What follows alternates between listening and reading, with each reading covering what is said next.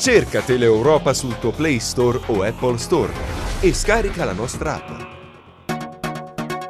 Oggi è la giornata del silenzio e del lutto a Cosenza dopo l'incendio che nei giorni scorsi ha interessato un'abitazione nel centro storico. Tra le vittime i fiori sul luogo della tragedia. Vediamo.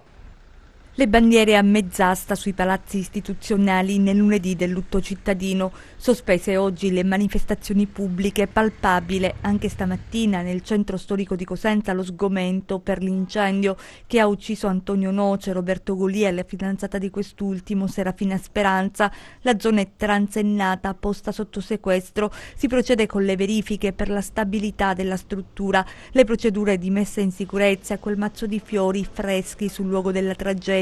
Si cerca di sistemarli con cura, un gesto gentile, quasi una carezza alla memoria di 3 persone arse vive dalle fiamme che in un attimo hanno avvolto la casa, l'abitazione che occupavano abusivamente da tanti anni. Quando la vita e la morte non fanno sconti, ci si sente tutti un po' colpevoli, ci ha testimoniato chi li conosceva, fissando le mura annerite. L'inchiesta aperta dalla Procura della Repubblica di Cosenza per accertare le cause del rogo. Al momento ci sono solo ipotesi, resta il cordoglio per la tragedia che si è consumata in un caldo pomeriggio d'agosto. È il momento del pianto, perché non possiamo fare altro rispetto a situazioni così gravi che hanno coinvolto 3 persone.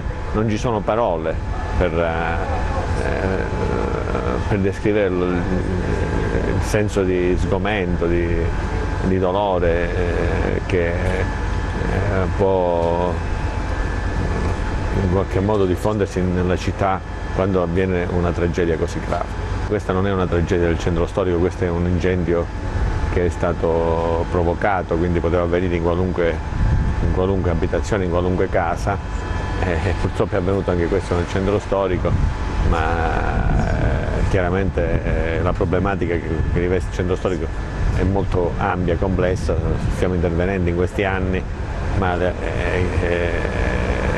ci vorranno decenni per invertire un processo di abbandono e di degrado che è iniziato ormai da quasi un secolo a questa parte.